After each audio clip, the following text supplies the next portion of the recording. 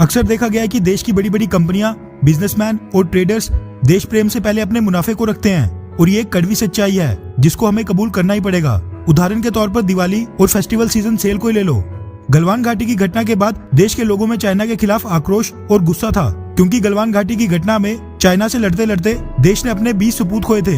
लेकिन तब भी भारत के कई ट्रेडर्स और इंपोर्ट एक्सपोर्ट कंपनियों ने चाइना से माल मंगवाया और उसको धड़ल्ले से भारत में बेचकर बड़ा मुनाफा कमाया। वैसे अगर आप ये सोच रहे कि कोई अपनी रोजी रोटी को पैर क्यों मारेगा, तो आपको बता दूं कि दिक्कत बस ये है कि चाइना से अधिकतर सामान जो इंपोर्ट किया जाता है उसका विकल्प भारत में पहले से मौजूद होता है, मगर उसमें मुनाफा थोड़ा कम होता है। तभी ये सारी कंपनियां और ट्रेडर्स 2-4 पैसे ज्यादा कमाने के चक्कर में देश प्रेम को परे रखकर अपनी जेब भरने में लगे हैं। लेकिन ये भी बात सही है कि सभी ट्रेडर्स, कंपनियां और बिजनेसमैन एक जैसे नहीं होते और न ही उनको एक तराजू में तोला जा सकता है। जैसे कि भारत की सबसे बड़ी trade union CAT, confederation of all India traders ने खुद ही सामान की एक लिस्ट तैयार करके उन सभी चाइनीज सामानों पर बैन लगाया जिनका विकल्प भारत में पहले से मौजूद था।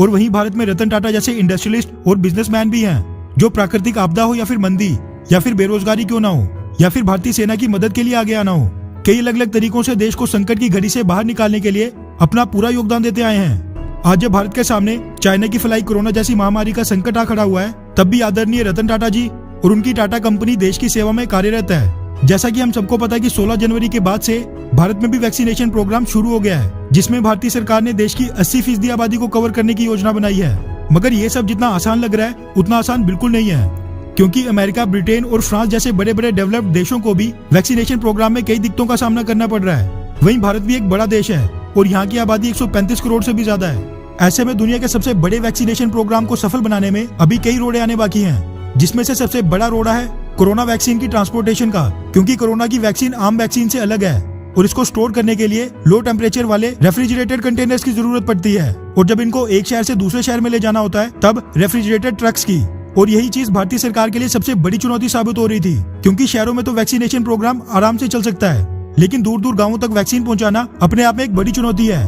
और आगे आगे तो गर्मियां भी आने वाली हैं। इसी चुनौती को दूर करने के लिए अब टाटा मोटर्स आगे आई है। दरअसल Amar Ujala, Hindustan times, live mint और बड़े बड़े मीडिया हाउसेस के हवाले से एक खबर निकल कर आ रही है कि टाटा मोटर्स ने भारतीय सरकार के वैक्सीनेशन प्रोग्राम को सफल बनाने के लिए रेफ्रिजरेटेड ट्रक्स और वैन्स की एक नई रेंज लॉन्च की है, ताकि भारतीय सरकार विश्वसनीय और सुरक्षित तरीके से बेहद कम समय में कोरोना की वैक्सीन गाँव-गाँव तक पहुँचा सके।